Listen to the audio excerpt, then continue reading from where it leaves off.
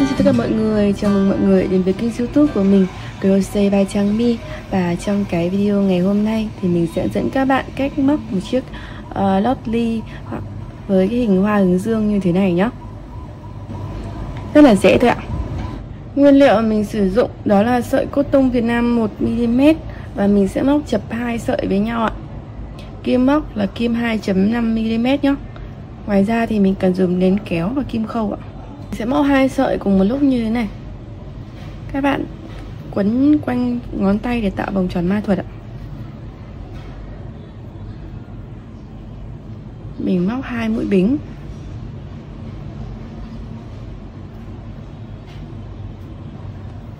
Hai mũi bính này mình coi nó như là một mũi kép nhé.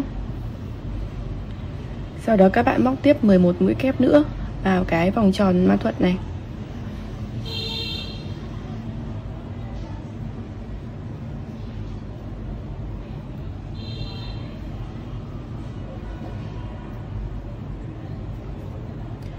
Tương tự các bạn sẽ móc thêm 9 mũi nữa. Hàng 1 mình sẽ có là 11 mũi kép và một cái mũi kép nữa được tính bằng 2 cái mũi bính khi bắt đầu hàng á. Thì sau khi đủ mũi rồi thì các bạn sẽ siết cái phần đầu dây bên này để cho cái vòng tròn ma thuật của mình nó sẽ bé lại ạ.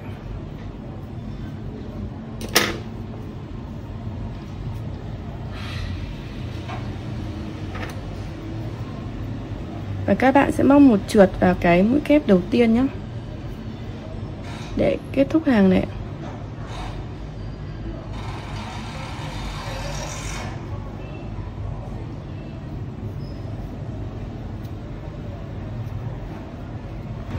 Kết thúc hàng 1 ạ. Hàng thứ hai thì các bạn sẽ tăng lên thêm 12 mũi nữa, tức là tổng mình sẽ có 24 mũi kép. Thì đầu tiên các bạn sẽ móc 2 mũi bính, mình cũng sẽ coi là một mũi kép. Và cứ mỗi một mũi kép thì các bạn sẽ móc vào đó 2 mũi kép ạ. Mũi kép đầu tiên nhá, mình sẽ móc 2 mũi ạ.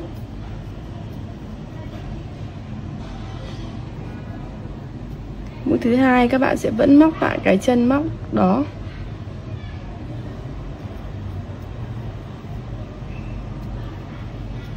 Tương tự mũi móc tiếp theo các bạn cũng làm như vậy.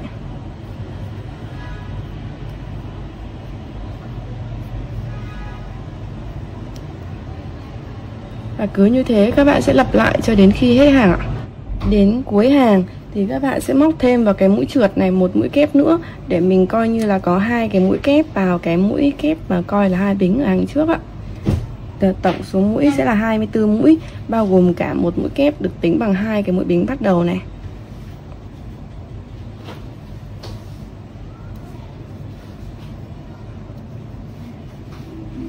Sau đó mình nối một trượt vào mũi kép đầu tiên.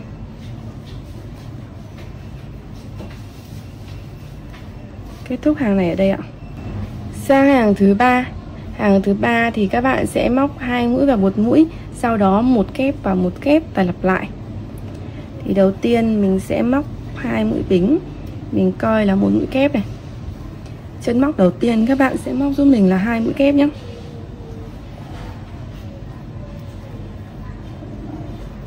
Một mũi này, thêm một mũi nữa vẫn vào chân này.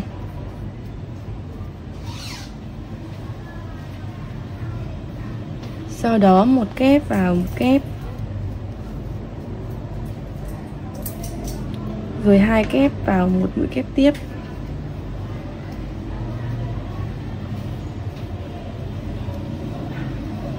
Các bạn lặp lại như vậy cho đến khi hết hàng ạ. Kết thúc hàng của mình cũng là cái vị trí mà 2 mũi kép vào một mũi kép cuối cùng nhá. Sau đó mình nối một trượt vào cái mũi kép đầu tiên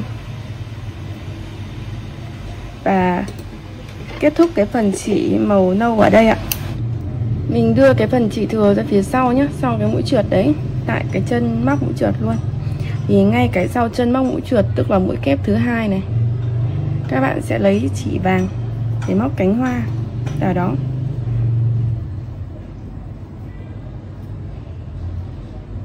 Mình lấy dây vàng lên.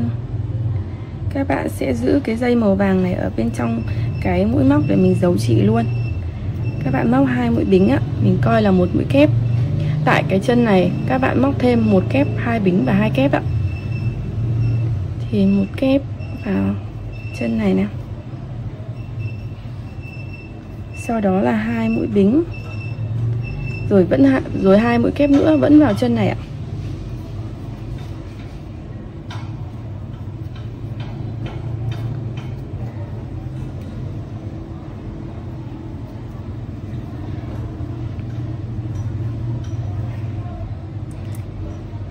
Các bạn cách ra 2 mũi, 1 2, móc vào chân thứ 3. 2 kép, 2 bính và 2 kép. 1 2 2 bính. Vẫn vào chân đó, 2 kép nữa.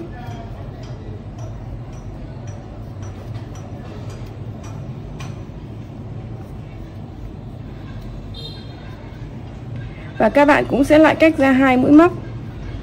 1 2, móc vào chân thứ 3, sau đó 2 kép, 2 bính và 2 kép. Và cứ lặp lại như vậy cho đến khi hết hàng ạ. Đến cuối hàng thì mình sẽ nối một trượt vào mũi kép đầu tiên nhé.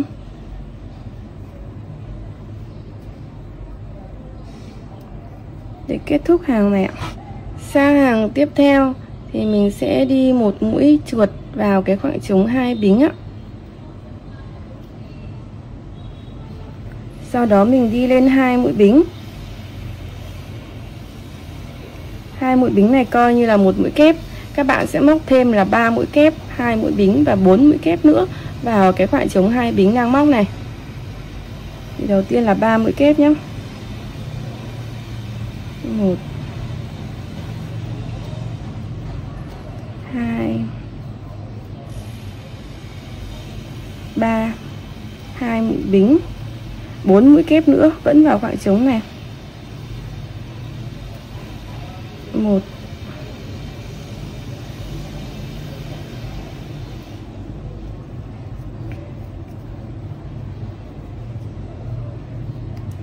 2.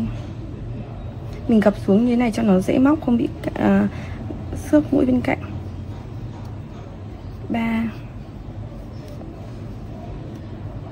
4. Đây ạ. Tức là tính cả cái 2 mũi bính bắt đầu này, mình sẽ có là 4 kép, 2 bính và 4 kép vào mỗi cái khoảng trống 2 bính ạ. Sau đó thì các bạn sẽ móc một mũi đơn vào cái khoảng trống giữa của hai cái cụm này nhé.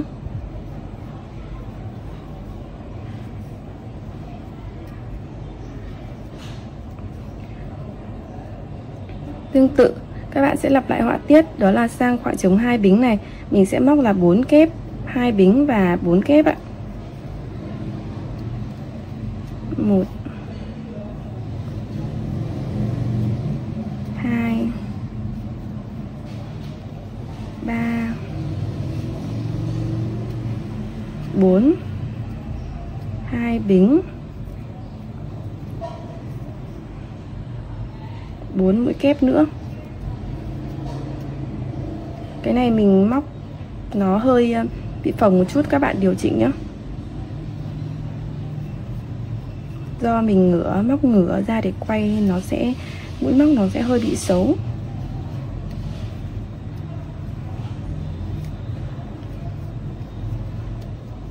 Bốn ạ.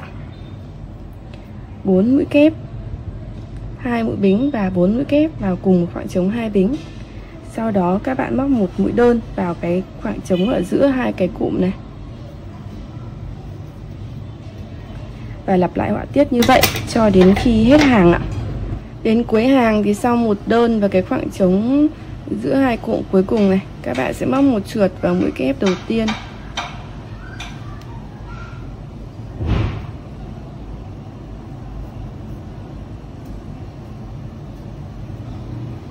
Để kết thúc.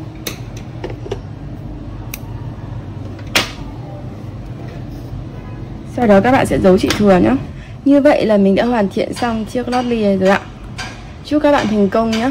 Và đừng quên like, share và subscribe kênh YouTube của mình, Crochet by Trang My, nếu các bạn thích những cái video của mình. Cảm ơn các bạn rất là nhiều ạ.